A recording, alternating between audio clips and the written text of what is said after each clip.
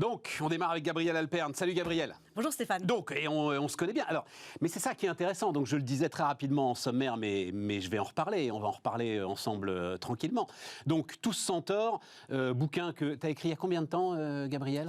Eh bien, il a été publié en 2020. 2020, ouais, voilà, c'est ça. Bon, moi, c'était au printemps dernier à peu près. Non, au moment il y a 18 mois, voilà, à la sortie du confinement. Voilà. À la sortie du confinement où j'ai découvert ça, où tu m'as expliqué donc ce que tu vas à nouveau m'expliquer, la l'hybridation.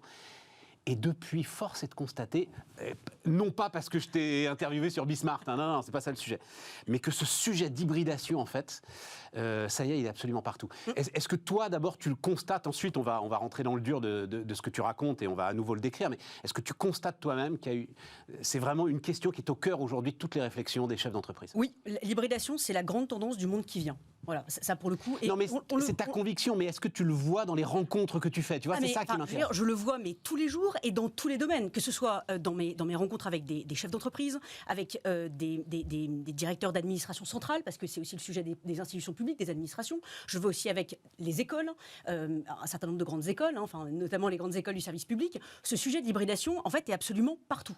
Partout.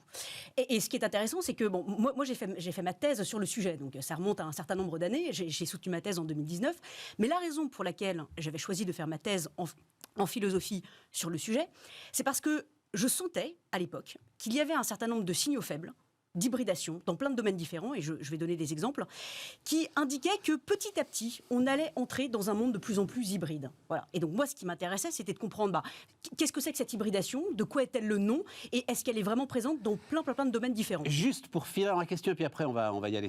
Qu'est-ce qui te pose comme question, les gars ? C'est-à-dire, tu vois, je veux pas te... Parce qu'effectivement, tu es assez sollicité, enfin voilà, mais tu arrives donc devant un chef d'entreprise. Qu'est-ce qui te pose... Il te dit...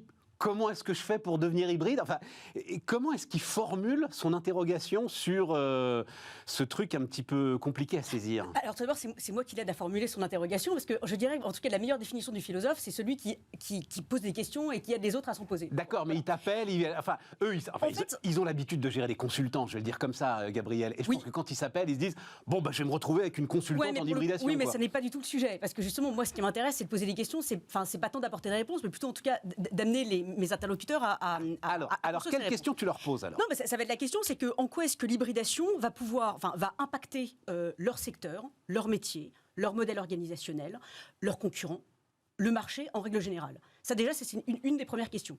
La deuxième question, c'est comment est-ce qu'ils peuvent se saisir de la stratégie d'hybridation pour pouvoir, eux, hybrider, c'est-à-dire pas en mode, en réaction, mais vraiment en mode offensif.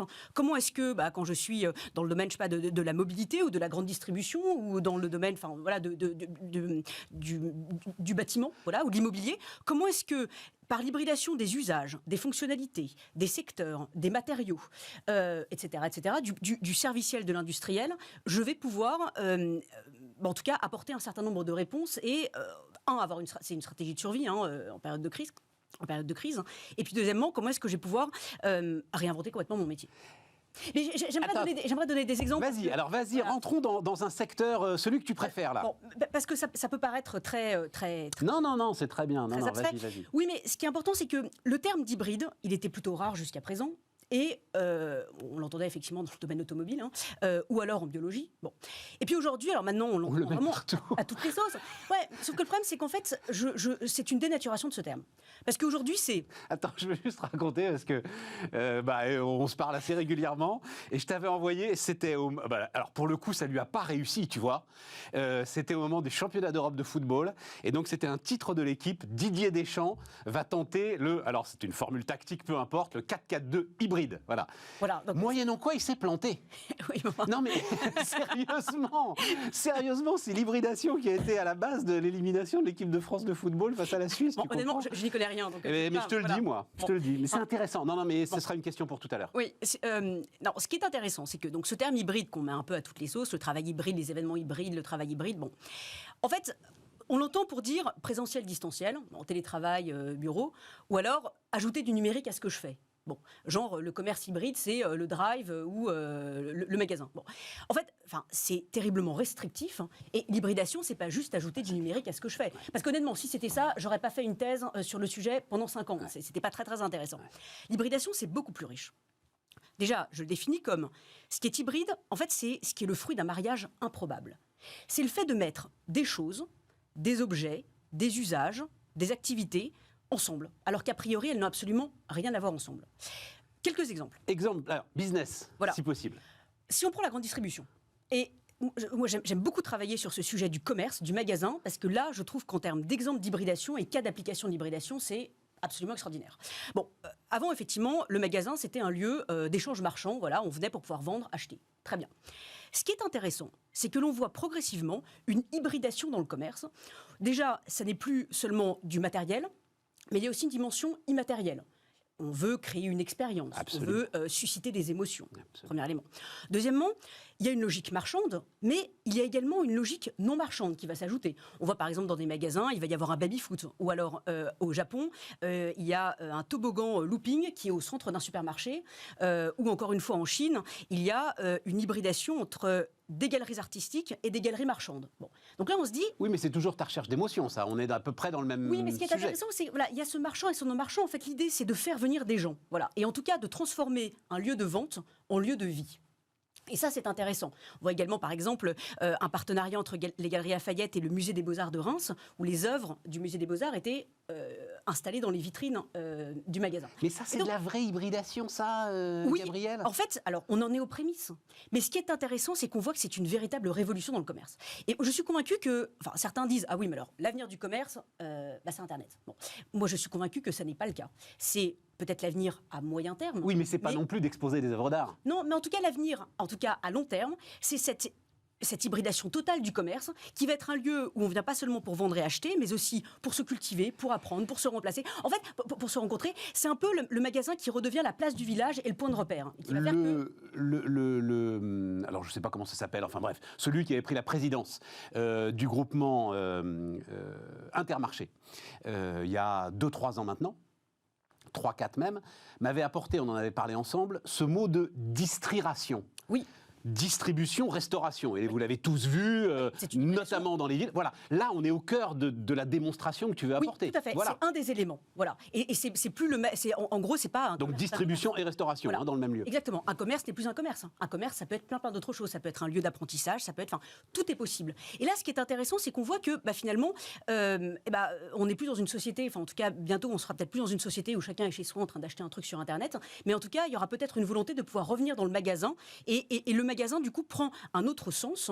Et alors, il y a un ancrage territorial, mais il y a aussi, du coup, un rôle social, un rôle sociétal, intergénérationnel. Et ça change complètement la définition du magasin. Et c'est là, ça, ce que je voulais dire. C'est que l'hybride, il y a une dimension de contradictoire, de mariage improbable. Et ce qui est intéressant, en fait, c'est ça remet en question toutes nos définitions. Un téléphone, c'est plus seulement un téléphone. Un commerce, c'est plus un commerce. Une ville, s'il y a plein de projets de végétalisation, de potagers, de fermes urbaines, c'est plus une ville. Enfin, voilà, ça commence à s'hybrider avec la campagne. Enfin, on entre dans autre chose. Et donc c'est ça ce qui est fascinant à explorer dans cette hybridation du monde progressive. En fait, c'est qu'il faut tout réinventer. Donc c'est fascinant, c'est extraordinaire. Est-ce que tu as d'autres exemples? Alors, bâtiment, par exemple, secteur alors, plutôt ce qui est intéressant, complexe. je dirais, en tout cas, pour le coup, la question de la construction. Voilà. Bon, Alors, si tu veux. Voilà. Il y a eu effectivement toute une polémique entre la filière bois ou la filière ciment, béton, enfin bon. Voilà, la filière béton plutôt. Ce qui est intéressant, c'est qu'on voit que, par exemple, une entreprise qui a imaginé un béton de bois ou un béton de chanvre, en se disant que finalement, le sujet, c'est pas un matériau plutôt qu'un autre, mais c'est comment est-ce qu'on va hybrider, combiner des matériaux qui, a priori, n'ont pas grand-chose à voir ensemble. Ouais. Et non seulement cette hybridation, en fait, va être féconde, mais en plus, elle peut être une solution pour le sujet du bas carbone. Donc ça, c'est intéressant parce qu'on voit que l'hybridation, c'est peut-être le meilleur moteur de la créativité et de l'innovation. Voilà. Ça, c'est un premier exemple. Mais à l'heure où il faut réinventer les bureaux, à l'heure où il faut peut-être réinventer les musées ou les écoles, là, la stratégie d'hybridation peut apporter un certain nombre de réponses. Vas-y, non, j'adore, moi, tes exemples, si tu en as d'autres. C'est-à-dire, en gros, la clé, c'est quoi? C'est parce que tu as dit au départ, et c'est intéressant, parce que c'est quand même la base de beaucoup de réflexions, c'est le digital et l'irruption du digital. Ouais. On est en train de vivre là quelque chose d'assez... Enfin, pour moi, alors je me suis gouré, mais du début à la fin autour de Tesla. On est en train de vivre une révolution industrielle automobile sous nos yeux avec Elon Musk, donc avant tout digital. Et donc, en fait, l'hybridation est la réponse. Je comprends ce que tu dis, hein, c'est pas rajouter le digital à ce que je fais, mais c'est la réponse à l'émergence du digital qui bouscule tout ce sur quoi j'étais assis et tout ce sur quoi mon business model était assis? Oui, et en tout cas le digital qui vient finalement nous interroger vraiment sur la réalité et le sens de nos métiers. Voilà. Et donc c'est ça qui est intéressant. Oui, je comprends ce que tu dis. Si par exemple on prend l'exemple de la voiture, c'est un exemple dont on avait effectivement déjà parlé. La voiture de demain, c'est pas forcément la voiture effectivement qui est complètement hybride au sens de complètement, ou qui est bourrée d'éléments numériques et de nouvelles technologies. Pour moi, la voiture de demain, c'est celle qui est transformée en une énième pièce de la maison qui devient un salon. Ouais. Finalement, à partir du moment où on est en mode de conducteur, enfin de pilotage automatique, qu'est-ce qu'on va faire dans une voiture? Et c'est ça la vraie question. Et donc c'est vrai que ça m'amuse que tout le monde se précipite sur le sujet, la nouvelle technologie et les voitures. Le sujet n'est pas là parce que ça c'est une vision de moyen terme. Si on pense à long terme, c'est qu'est-ce qu'on va faire dans la voiture à partir du moment où on ne conduit plus. 2 questions. La première, comment est-ce que je sais vers où je dois m'hybrider? Tu comprends ma question? Comment? Alors, ok, je suis constructeur automobile, mais comment, je comprends bien qu'il se passe des choses. Comment est-ce que je choisis la bonne direction? Ouais, alors, bon, déjà, il y a effectivement ce sujet de veille, parce qu'il faut effectivement regarder absolument partout. Et ce qui est intéressant dans l'hybridation, c'est que ça déstabilise complètement même la notion même de concurrence. C'est qu'en fait, mon concurrent demain peut être un acteur qui n'a absolument rien à voir avec mon métier, mon secteur ou mon activité, et qui va justement venir percuter mon métier, ou enfin, en tout cas... Voilà. Et apporter un certain nombre de réponses. Non, je dirais que, il faut s'intéresser à tout. Et deuxièmement, en fait, le sujet, c'est pour ça que je parlais de mariage improbable. En fait, regarder autour de soi et se dire avec qui est-ce que je peux me marier, avec qui est-ce qu'il pourrait y avoir des mariages féconds. Ouais, voilà. c'est ça. Et à partir du moment où on entre dans cette logique, parce qu'il ne faut pas se dire, être complètement parano en se disant c'est bon, tout le monde peut être mon concurrent. Oui, tout le monde peut être mon concurrent demain. Bon.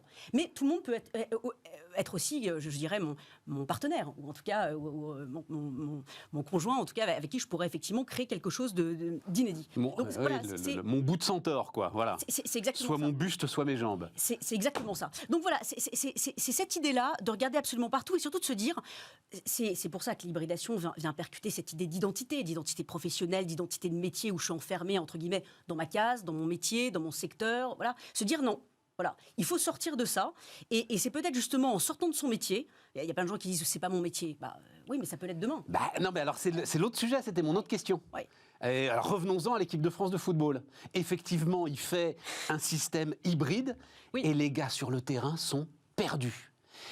Et ce qui est intéressant, et à mon avis, ça, c'est parfaitement ce que tu vis dans les consultations que tu peux faire dans les entreprises, les gars sont perdus, ils se disent, bon d'accord, on revient à ce qu'on faisait avant, et en fait, ils sont plus vraiment capables non plus de refaire ce qu'ils faisaient avant. Enfin, bref, ça a été quand même en vase clos pendant 1h30, sans doute quelque chose que tu devrais regarder avec des experts du football. Mais dans l'entreprise, oui, mais alors, les gens, ils ont déjà du mal avec la révolution digitale.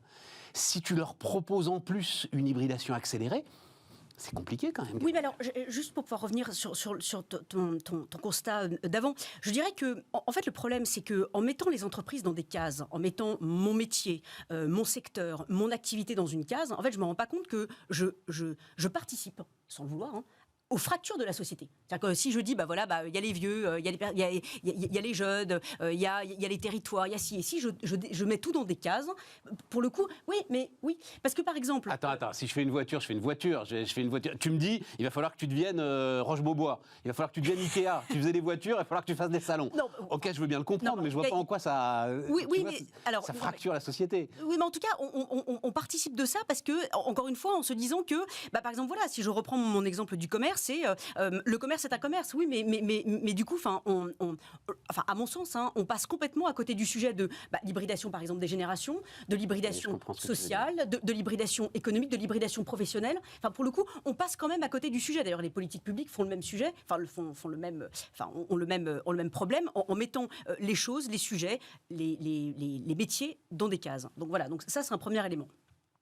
Après, s'agissant de l'entreprise, évidemment, cette hybridation va mener à l'hybridation des métiers. Et d'ailleurs, elle est déjà à l'œuvre et on voit que les nouvelles générations sont déjà désireuses de ça. On voit qu'il y a de plus en plus de doubles diplômes, de doubles formations. On va entrer dans l'ère de l'hybridation des compétences par la transposition des compétences d'un métier à un autre. Et ce qui est intéressant, c'est qu'on voit par exemple dans les néo-agriculteurs des personnes qui avaient donc une vie professionnelle avant. Et ce qui est extraordinaire, c'est qu'on voit la manière dont progressivement leurs compétences de leur vie d'avant viennent s'hybrider avec les compétences qui sont requises dans le métier de l'agriculture, et on voit que du coup ça va transformer complètement le sujet de l'agriculture. Et ça, on peut le voir dans plein de domaines différents. Ça fonctionne, ça, parce que dans mon esprit, ça fonctionne jamais. Les néo-ruraux et les néo-agriculteurs. Alors oui, c'est pas la même chose. Oui, tu as raison. Voilà. Absolument. Ça n'est pas la même chose. Ça n'est pas la même chose. Voilà. Mais les néo-agriculteurs, ils produisent réellement. Exactement. Voilà. Oui, les néo-ruraux, ils peuvent très bien être en télétravail. Je comprends. Voilà. En tout cas, ce qui est si, je le vois à l'œuvre. Et d'ailleurs, c'est ça ce qui est passionnant, parce que donc j'ai fait ma thèse sur le sujet, mais je continue à explorer ce thème de l'hybridation. Et là, pour le coup, je vais sur le terrain et je rencontre plein de gens, voilà, qui ont eu des vies professionnelles avant, voilà. Et ça m'intéresse de voir la manière dont ils ont effectivement fait ce travail de transposition, d'hybridation des compétences, qui d'ailleurs souvent en fait est implicite ou pas forcément conscient, mais en tout cas qui est à l'œuvre et qui va vraiment transformer les métiers, et dans le bon sens du terme. Mais admets que c'est compliqué sur les grosses organisations. Il se trouve que là, tu vois, par exemple, en ce moment, je travaille beaucoup, et c'est absolument passionnant, sur la digitalisation de la fonction finance. Voilà, les directions financières des grandes entreprises sont en train de vivre un choc, mais énorme, avec la digitalisation, en ce que, je le dis très très vite, l'information financière qui leur appartenait, ils doivent absolument maintenant la laisser échapper et l'envoyer le plus vite possible dans l'entreprise. Voilà. Elle ne leur appartient plus. Bon. Déjà ça, c'est compliqué. Donc si en plus, tu rajoutes une transformation de ce qui fait le cœur de métier de l'entreprise, waouh. Oui, c'est un choc vraiment... Oui, c'est un choc, mais c'est ici qu'on retrouvera du sens. Enfin, pour le coup. Oui, tu as raison. Non, mais parce que c'est là... Tu as raison, parce que la fonction financière devient, grâce à ça, business partner, par exemple. Jusqu'à présent, on était dans l'évidence de la division du travail. Moi, je pense qu'il faut sortir de ça. Et c'est au contraire l'hybridation du travail qui peut justement permettre de remettre du sens dans l'entreprise, et d'ailleurs aussi dans les administrations. Tu vas devenir consultante. Non, moi, tu vas monter un cabinet de consulting, le petit Deloitte de Gabriel Alperne. Non, ça n'est pas mon sujet. Moi, ce qui m'intéresse, voilà, c'est la recherche, c'est d'essayer de comprendre ces mécanismes qui sont à l'œuvre, ce que ça entraîne, et puis comment apprivoiser cette hybridation, parce que j'ai bien conscience du fait que ça peut effectivement déstabiliser. Mais encore une fois, c'est dans le bon sens du terme. T'en as tellement conscience que, rappelons pourquoi tu as appelé ton livre Tous centaures, c'est-à-dire, ça fait peur. Le centaure est un animal... Le centaure a presque toujours été décrit, dépeint, sculpté comme un animal monstrueux, voilà, comme s'il nous voulait du mal parce qu'il est avec son arc et avec sa flèche. Au contraire, moi je pense qu'il est temps de réécrire le mythe du centaure et de voir qu'il ne nous veut pas du mal avec son arc et sa flèche. Au contraire, il est en train de nous montrer l'avenir, voilà, et nous montrer les clés justement de l'hybridation. Bon, et quand ils sortent d'une discussion avec toi, nos chefs d'entreprise, ils vont pleurer dans un coin, ils réunissent tout le monde en disant « Trouvez-moi où est-ce qu'on s'hybride ». Non, il peut y avoir des séminaires d'hybridation, des idées extrêmement précises et concrètes d'hybridation, à la fois en termes de produits, de services, etc., etc. Et aucun secteur n'y échappe. Aucun secteur n'y échappe, non. Gabriel Alperne, donc, mais tu reviendras, hein, Gabriel, on suivra comme ça. Et tant que nous, on pourra d'ailleurs exister en simple chaîne de télé, on suivra la chronique de l'hybridation. On continue, les amis.